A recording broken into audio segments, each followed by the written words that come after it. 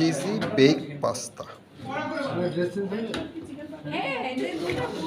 Cheese এবং pasta combination. চামচটা রাখো, তুমি যে অনেক খাও এটা আমরা সবাই জানি।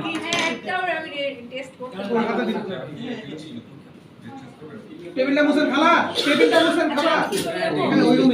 ইয়ামি দেখতে আপনাকে বলছি একটা রুমে দিতে বলছি আমি, আপা কথা যে আপা সেট থেকে আসেন, আপা তো সেট থেকে তো আচ্ছা আমি যাব। খাবার ছবি নিব।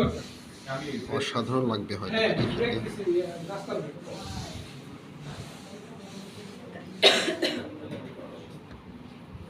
ওকে ওকে।